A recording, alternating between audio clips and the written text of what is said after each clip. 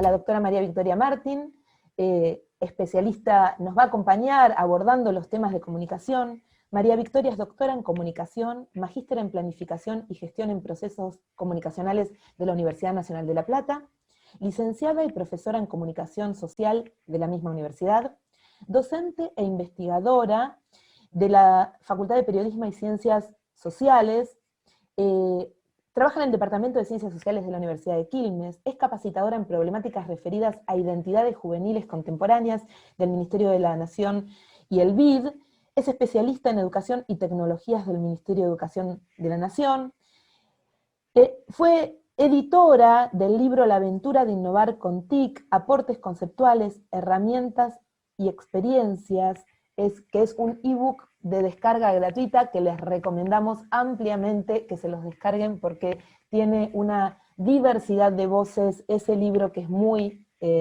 enriquecedora. Dicho esto, además queremos contarles que a María Victoria la conocemos Elena y yo de otros lugares, y que fue una sorpresa encontrarnos en esta coincidencia. Alguna vez hablando, o tal vez fue el Facebook, lo que hizo que percibiéramos que teníamos amigos en común, y decíamos, pero ¿y de dónde la conoces a María Victoria? ¿Cómo es posible? Y María Victoria fue fue una profesora de Elena Génova en el colegio secundario, y fue mi directora de mi tesis de maestría. O sea que para nosotras, para Elena y para mí, María Victoria tiene una carga, además de epistemológica, afectiva muy fuerte. Por eso le agradecemos enormemente la presencia de María Victoria hoy. Yo les decía que la presencia de María Victoria se instala en el ciclo de diálogos que nos inspiran, que tiene una mirada fuertemente interdisciplinaria, y por eso hoy vamos a abordar junto con María Victoria los temas de comunicación y educación, que son su expertise. Además, María Victoria trabaja en escuelas secundarias, entonces para aquellos que están haciendo los profesorados les va a permitir dar una dimensión real de lo que está sucediendo hoy en las escuelas, y trabaja en la universidad, en universidades públicas, y también conoce, por lo tanto, las problemáticas en las que nosotros mismos estamos atravesando. Bueno, ¿me escuchan bien? ¿Sí? Hoy leía en un Facebook que las sesiones de Zoom son como sesiones de espiritismo, ¿no? Preguntar, ¿estás ahí? Fulanito, Sebastián, ¿me escuchás? ¿Están presentes? ¿No están presentes? ¿No? Tienen mucho de esto, ¿no? Perdón si escuchan ruido, pero a mis vecinos se les ocurrió construir desde hace una semana, así que espero que me escuchen lo mejor posible. Bueno, muchísimas gracias por la invitación. Suelo ser bastante reticente, vengo diciendo que no desde hace varios años a invitaciones, pero bueno, a partir de este afecto con Ele y con Miriam, dos grandes mujeres de las cuales aprendí un montón interactuando con ellas, bueno, dije que sí. Espero que les guste la presentación, voy a ver si la puedo enlazar. Tiene que ver con la comunicación / educación. Esto viene de un planteo, de una perspectiva que es bastante típica de la comunicación, que enlaza sujetos, dispositivos y prácticas. Para nosotros es impensable considerar, por ejemplo, los medios de comunicación. Dime un segundo que quiero desconectar acá, tengo los dos teléfonos que no me di cuenta de sacar. Bien, ahí está. Discúlpenme. Para nosotros es imposible pensar en los dispositivos o los medios de comunicación escindidos de ciertos sujetos y de ciertas prácticas comunicativas. ¿Qué es esto? Si en un primer momento la comunicación hacía abordajes que ponían el foco en los medios masivos, por ejemplo, ¿no? Con preguntas del tipo ¿cuánto influyen las opiniones de los sujetos en términos políticos, leer tal diario o leer tal otro? ¿O cómo modifica la subjetividad en la televisión? Hoy nosotros lo estamos pensando desde una tríada, ¿m?, que está vinculada a justamente los sujetos, los dispositivos y las prácticas. En esto hay una noción central, medular, al campo de la comunicación, que es la noción de mediaciones. ¿Qué son las mediaciones? Las mediaciones son la instancia cultural desde la cual los sujetos los significados y los sentidos son producidos y apropiados por los sujetos. Fíjense que en esta definición claramente dice que los significados y los sentidos se producen y se apropian. ¿Qué es esto? Una obviedad, que no son naturales, que no están dados previamente y que tienen que ver también con la posibilidad de que sean producidos de una cierta manera y apropiados de otra manera. Voy a ser bien específica. La semana pasada, haciendo de docente de una de mis hijas que tiene 10 años, que está en 4º grado, tenía un problema de matemática que le habían enviado desde la escuela y decía, en un cine hay 300 personas esperando para ingresar. El cine tiene 10 filas de 25 butacas cada una. ¿Alcanzan las butacas para todos? Esa era la pregunta que habían hecho sus docentes. Mi hija pone, no, no alcanzan. Buenísimo. ¿Cuánta gente queda parada? Le agrego yo desde mi mediación didáctica de mamá para ver si había entendido. Y me mira con cara desorientada y me dice, mamá, yo no te puedo decir eso. ¿Cómo no me puedes decir eso? Digo, chau, no sabe restar, no entendió la pregunta. ¿Cómo no me puedes decir eso? No, mamá, es una pregunta que no tiene sentido. Yo no sé si esas personas se van a quedar paradas o si deciden volverse a su casa. Claro, ¿qué estaba haciendo? Una apropiación muy lógica, pero desde otro marco al que le estaba preguntando yo. Mamá, en fase docente, digo, aprovecho y ya está, que haga la multiplicación, que haga la resta, que integre. Ella me miró, primero marcándome que la pregunta era desubicada, y creo que tenía razón desde su lugar. Pero segundo, marcándome que yo soy su mamá y que no soy su docente, que puedo ser docente de otros y de ella no. Eso tiene que ver con esta instancia cultural en donde se construyen significados y sentidos que atraviesan dispositivos, sujetos y prácticas. No es que no supiera hacer la resta. Otro modo de definir las mediaciones es decir, y así de ambiguo, son ese lugar, una palabra muy vaga, muy ambigua, son ese lugar desde donde es posible comprender la interacción entre el espacio de la producción y la recepción. Es ese algo que pasa en el medio, ese algo que es bastante flexible, bastante indefinido. Digo, podríamos categorizar esta situación que yo les narraba recién, ¿no? Cómo se definen los roles, cómo nos autopercibimos unos a otros, cómo entra la cuestión de la matemática, cómo entra la cuestión del planteo de la consigna, pero tiene que ver con todo eso y con mucho más. Hay un autor que se llama Martín Barbero, que es un clásico de clásicos en la comunicación. Siempre en la carrera hacemos el chiste que si no sabes cómo contestar algo, te fijes en Martín Barbero o que digas Martín Barbero lo dijo y seguramente vas a estar acertado en la respuesta, ¿no? Y él dice, hay que desplazarse del análisis de los medios a las mediaciones. ¿Qué es esto? Dejar de mirar los medios, los emisores, los contenidos, para situarse en ese lugar que se construye, se crea y se recrea cada vez que tenemos un tipo de encuentro, comunicativo, pedagógico. Desde la línea que trabajamos nosotros, comunicación, educación, son casi sinónimos. Trabajamos muchísimo la postura de Paulo Freire, que no implica solamente el diálogo como posibilidad de respuesta, sino del reconocimiento del otro. Hay otro autor que se llama Orozco Gómez, yo al final les comparto la bibliografía y de hecho se las puedo mandar en un archivito para que la cátedra la comparte y sea más fácil quizás copiar y pegar algunas cosas. Otro autor que se llama Orozco Gómez, mexicano esta vez, hizo su tesis doctoral hace muchos años sobre televisión y audiencia y recupera también la noción de mediaciones. Y él identifica distintas fuentes de mediaciones.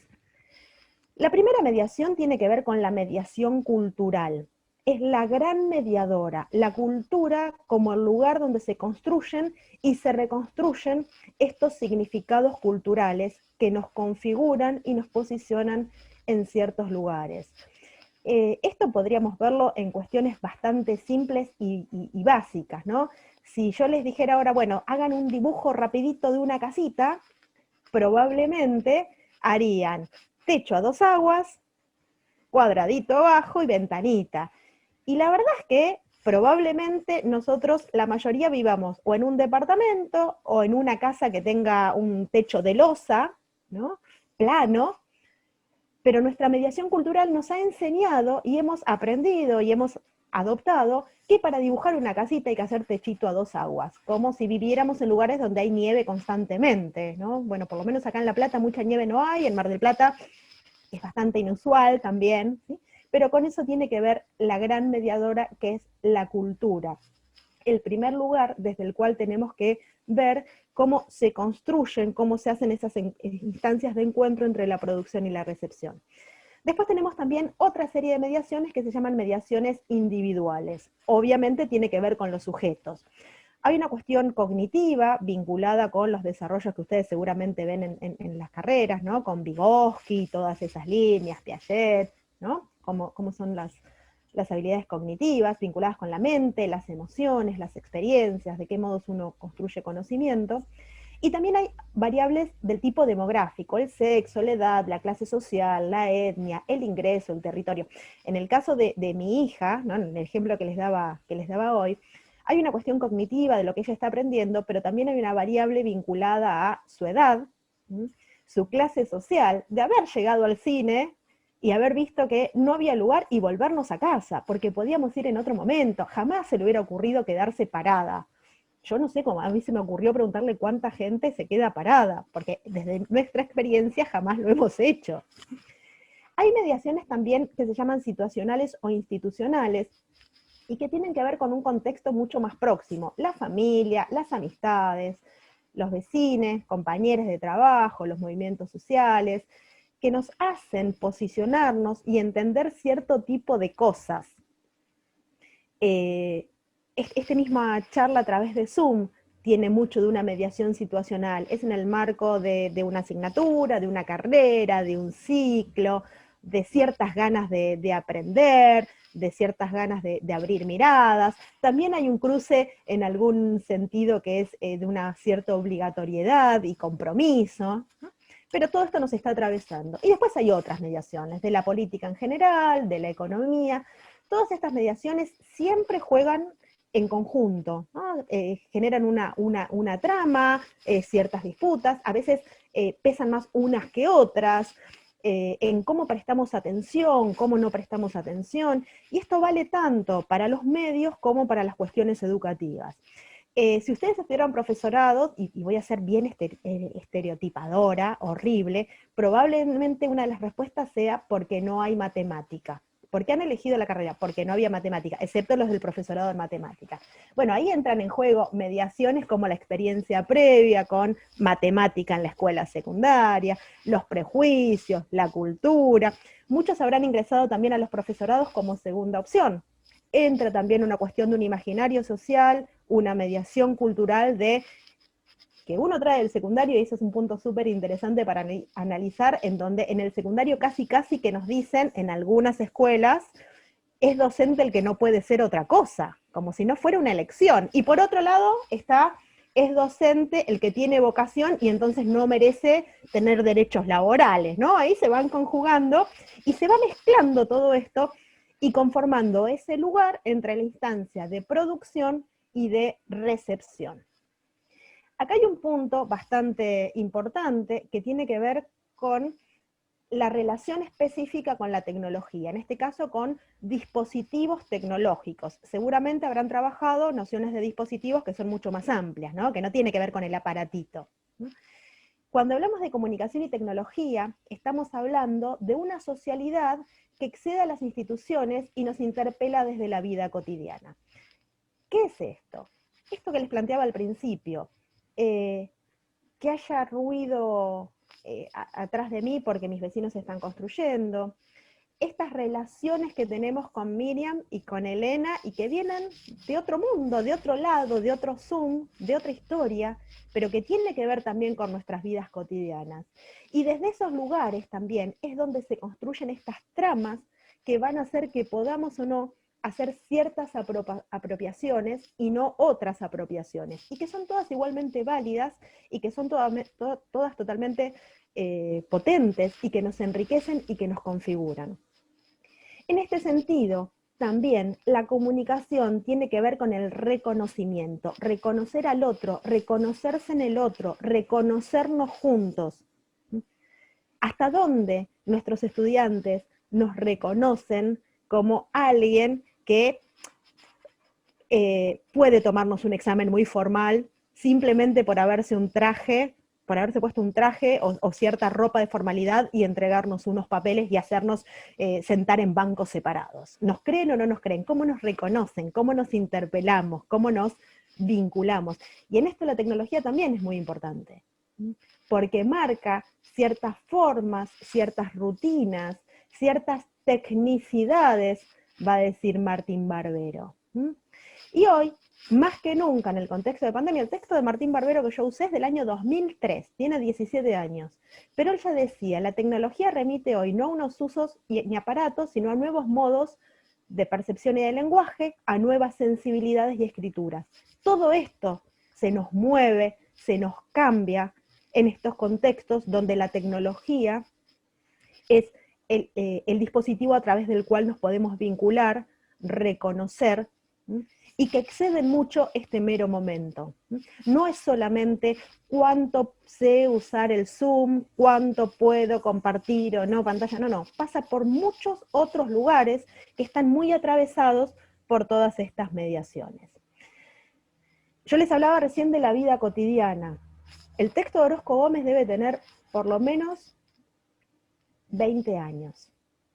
Su texto original tiene más de 30, pero uno de los artículos dice, hay una importancia desmedida en las tecnologías que genera un despoder de las instituciones. Parecería ser que si manejas el Zoom, podés ser buen docente, o que ser buen docente es manejar el Zoom y tirarles, ¿no? Esta estrategia, este dispositivo, este otro, hoy hacemos un Padlet, hoy hacemos un Prezi, hoy hacemos un Zoom, hoy bailo en el caño y me filmo, hoy uso filtros, hoy hago una historieta animada. Es un despoder desmedido que les damos a las TIC y que muchas veces erosiona nuestra vida cotidiana y también erosiona nuestras prácticas de enseñanza. Las desdibuja. En especial en este contexto, estas mediaciones tecnológicas dejan de ser instrumentales porque se espesan y se densifican, están en todos lados, es el único modo que tenemos de reconocernos con otros. Y entonces estas mediaciones tecnológicas se convierten en estructurales. Si no nos conectamos con nuestros amigos para un cumpleaños a través de un Zoom o de un WhatsApp, no nos estamos conectando. Y estamos perdiendo ese reconocimiento. Y quedamos atrapados en esta lógica. Cuidado, que en la pandemia es súper, hiper evidente, pero es algo que viene incrementándose desde la configuración del consorcio GAFA, ¿no? Google, Apple, Microsoft y Amazon, con todo lo que tenga que ver con el capitalismo de plataformas, la economía de los datos, la cuestión de la economía de nuestra atención, ¿no? Cómo hay una disputa por nuestra atención. Entonces, vamos a ver qué es lo que pasa. Si las TIC horadan la vida cotidiana, y no solamente la vida escolar, ¿no? Porque uno no puede hacer ese recorte de dentro del aula pasa esto, sino tiene que ver con algo que excede, como les decía hoy, estos espacios educativos. Si las TIC horadan la vida cotidiana, es en la mediación comunicacional en donde los sujetos pueden alcanzar usos más significativos y poderosos de los mismos. Tendríamos que hacer propuestas o pensar propuestas didácticas que tengan que ver con comunicarnos, con poner en común, con construir esos lugares entre la producción y la recepción. Vamos a ver algunos datos, a ver si puedo ser más clara. Voy a compartir datos del último informe más completito que hace Comscore. Comscore es una empresa que se dedica a generar métricas digitales, vende sus servicios, por ejemplo, a Clarín, a La Nación, a políticos, Tiene un costo aproximado de $15.000 al mes, y ellos lo que hacen es, tienen un panel de aproximadamente 15.000 personas en Argentina, y uno por alguna cookie termina diciendo, bueno, sí, acepto ser parte del panel, y miden, a partir de saber qué edad tenés, qué ocupación y otros datos que van tomando con esas cookies, miden tu perfil sociodemográfico, y después te hacen un seguimiento en la web. Entonces, por ejemplo, a Clarín le dicen, Bueno, las mujeres de entre 42 y 45 están tantos minutos en tal sección y entran a esta hora, a tal otra. Es una empresa que se dedica a hacer eso. Y elabora informes gratuitos para hacerse propaganda y publicidad. Los datos que yo les voy a mostrar son de uno de esos informes gratuitos. Para que tengan una idea, Ibope, que mide rating, solamente mide en 800 hogares. Esta empresa mide en 15.000 individuos. Acá están los minutos promedio de escritorio mensuales que se conectan las personas. Ojo, insisto, son datos de 2017, son los últimos datos gratuitos más completos que han difundido de manera gratuita. En los últimos 2 años, y ni hablar en los últimos 6 meses, esto cambió radicalmente porque a todo lo que es minuto de escritorio hay que agregarle minuto desde celulares, por ejemplo, ¿no? Fíjense que Argentina está acá, es la cuarta columna, y es uno de los países de América Latina con más minutos de conexión a las computadoras, a internet, perdón, desde computadoras de escritorios. Estamos en más o menos 1.500 minutos mensuales por persona. Es un montón. Ahora, la pregunta es, ¿qué hacemos en esos minutos? ¿Estamos buscando información para formarnos, para educarnos en plataformas educativas? ¿O estamos haciendo qué? Insisto, si esto lo midiéramos hoy, probablemente los números serían muy diferentes, porque estamos casi todos los del sistema educativo obligados a estar conectados a una plataforma educativa. Acá tengo el dato de qué es lo que hacemos. Fíjense, tenemos que aproximadamente un 40% de las personas se conectan a la sección educación, la flechita que está acá abajo, a cuestiones educativas. Y solamente lo hacen unos 50 minutos al mes. Si vamos al otro extremo, acá arriba, tenemos que a redes sociales se conecta casi el 85% de los sujetos y 300 minutos promedio. Es decir, 6 veces más tiempo y más del doble de personas. ¿Qué nos quiere decir eso?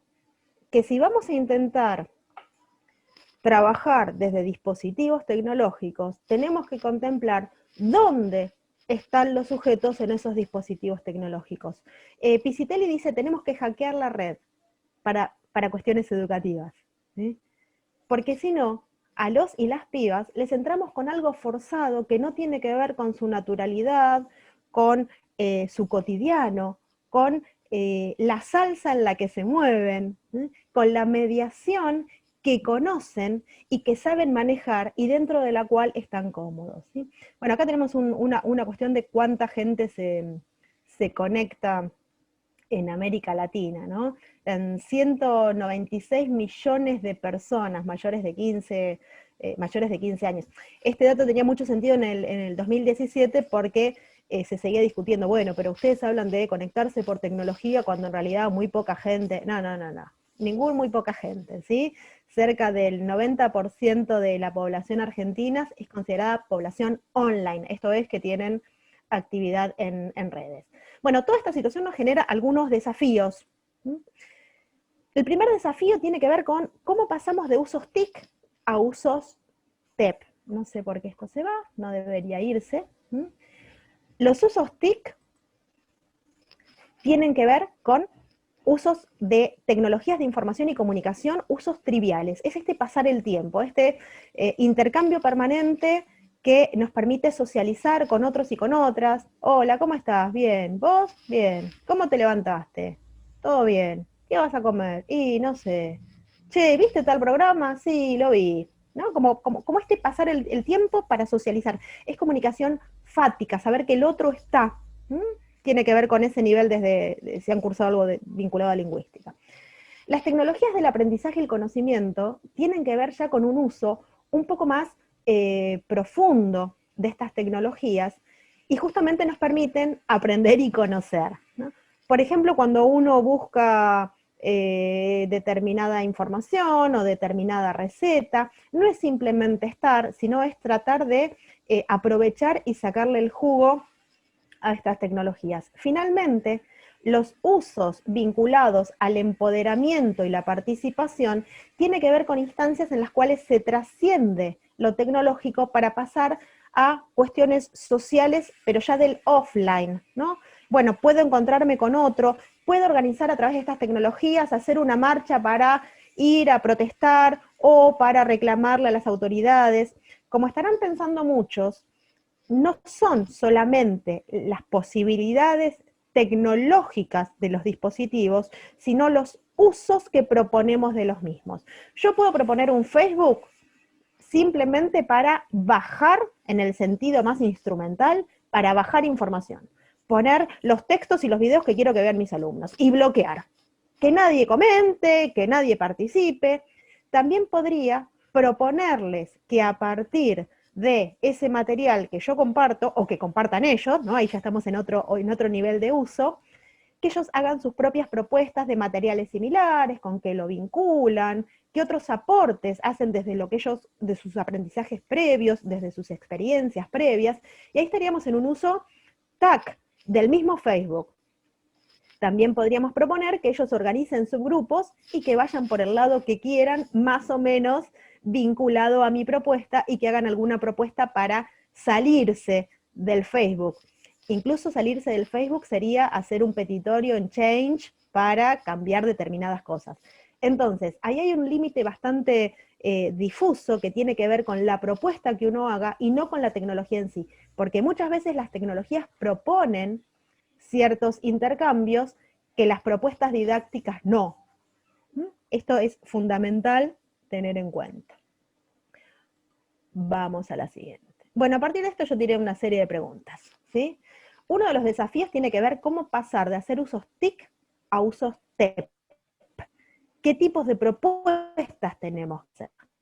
Otro de los desafíos tiene que ver con hasta dónde incorporamos esos nuevos modos de percepción y lenguaje, sensibilidades y escrituras que se habilitan a través de estas nuevas mediaciones que en lo cotidiano hacemos las personas.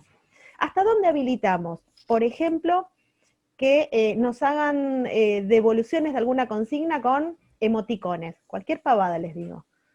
¿Sí? Pero los pibes y las pibas están llenos de emoticones. Pero no sé si sería muy académico pedirles que frente a una frase que les tiremos pongan una carita. Parece muy simple, hay que pensar mucho qué carita poner. Dice mucho más de lo que uno ve en un primer momento. Otra de las preguntas tendría que ver con cómo incluir las nuevas relaciones entre sujetos y conocimientos. Me fue de nuevo. ¿Cómo incluir las nuevas relaciones entre sujetos y conocimientos? En la vida cotidiana, estamos súper atravesados por conocimiento permanentemente. ¿Qué recibimos? ¿Qué vemos? ¿Qué información nos llega? ¿Será una fake? ¿No será una fake? No, pero yo sé esto porque me lo explicó fulanito, no porque lo dijo el profe. Digo, esto hay que incluirlo, hay que aprovecharlo para que sea un verdadero empoderamiento. Otro punto que a mí me preocupa terriblemente, cuando digo a mí, estoy hablando, re arrogante, pero desde mi formación de base, ¿no? Las cosas que nos preocupan. El tema del control. ¿Cómo evitamos que las estrategias del mercado que tienen las tecnologías, cómo evitamos que nos interpelen como consumidores en lugar que como ciudadanos? Voy a hacer una analogía que espero no caiga muy mal. Los chicos de Ciudad de Buenos Aires que no tienen dispositivos tienen que volver a la presencialidad, ¿no? Porque no son consumidores y porque la Ciudad de Buenos Aires no quiere garantizarles su derecho, porque hay una cierta controversia con las empresas, ¿no? Cuando les proponemos usar Classroom de manera gratuita, casi todos tenemos, por lo menos acá en La Plata, casi todos tuvimos que inventar nuestras formas gratuitas de evitar el pago, porque además es en dólares y es imposible, ¿no? Bueno, ¿cómo hacemos que nuestros estudiantes no queden apresados en esta lógica de ser consumidores? ¿Cómo evitamos que el que no tiene Wi-Fi de buena calidad o buena conectividad pueda seguir las clases? Sumado a esto, el tema del control. Sabemos que absolutamente todo lo que pasa por el online está siendo vigilado y controlado, ¿no? Ese es un tema que a mí particularmente me atormenta, ¿sí? Porque además no sabemos cuándo ni cómo se van a usar esas tecnologías. Y acá volvemos a los sujetos, los dispositivos y las prácticas, y en el centro está esta comunicación barra y no y. Bueno, a partir del recorrido que hice, intenté mostrarles cómo nosotros nos posicionamos pensando la comunicación en la cultura como comunicación, con todas estas mediaciones que nos configuran y que nos definen. Jorge Huergo decidió, o se dio cuenta que esta postura de comunicación barra cultura, muy trabajada desde los años 80 en el campo de la comunicación, era susceptible de ser trasladada al campo de la educación. Y él propuso esta idea de comunicación barra educación. ¿Por qué? Porque uno no puede pensar por fuera de la tríada y contemplando simultáneamente estos tres elementos, los sujetos, los dispositivos y las prácticas. Uno no puede pensarlos de manera escindida y uno no puede dejar de pensarlos, por tanto, considerando las distintas mediaciones que pueden estar entrando en juego en cada momento. Pensemos en el contexto de pandemia. ¿Cuántos pibes deciden apagar la cámara porque tienen vergüenza de sus hogares, tienen cierta reticencia a mostrar a que su mamá esté pasando atrás, porque lo que sea? Digo esto que es un ejemplo muy básico, pero imaginen también lo que es exponerse frente a una clase que puede ser grabada, que puede ser después difundida y divulgada y puesta a circular. Entonces, ¿nosotros qué miramos? No miramos solamente la cuestión didáctica pedagógica, sino que estamos mirando todo el contorno. Probablemente en esto se nos escape muchísimo la cuestión didáctica pedagógica, pero estamos mirando este océano que es la cultura, estas otras mediaciones que entran en juego y que nos definen en esta barra que es comunicación-educación.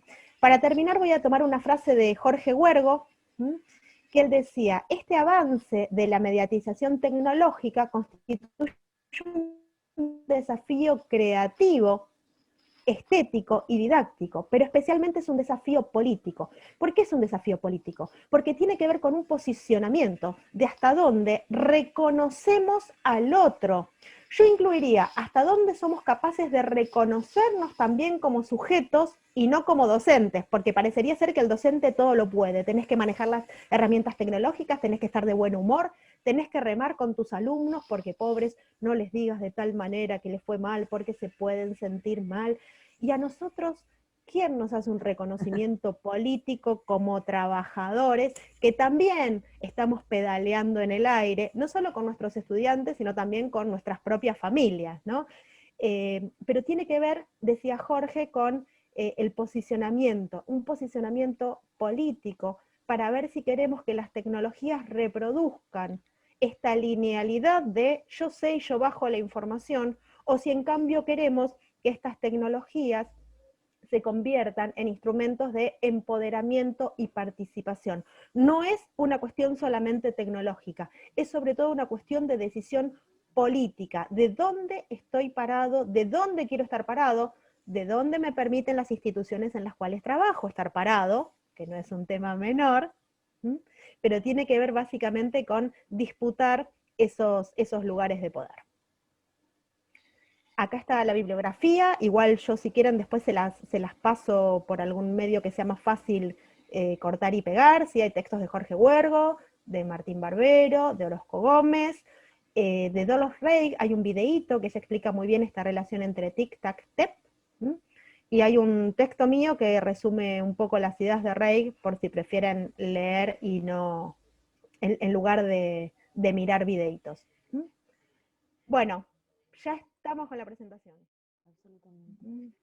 Bueno, doctora María Victoria Martín. Fue un placer enorme escucharte. Dejaste, si vos podés leer el chat, después si crees te lo paso. No, estoy mirando el chat, después mándamelo, porque la verdad que me van a hacer llorar. Elogios, exactamente. Fue un encuentro muy emocionante, muy profundo también, y que nos deja un montón de preguntas abiertas en términos de lo vincular, de lo humano, y de esta cuestión y que no podemos eludir, que es este barrado que Jorge nos enseñó en algún momento, pero que se hace más presente que nunca en estos contextos de pandemia y de distanciamiento social, donde tenemos que recuperar, como decís vos, la dimensión de las emociones, la dimensión de los afectos, y volver a mostrarnos humanos delante de nuestros estudiantes, conmovidos también por eso que nos conmueve cotidianamente. Gracias, María Victoria, enormes gracias.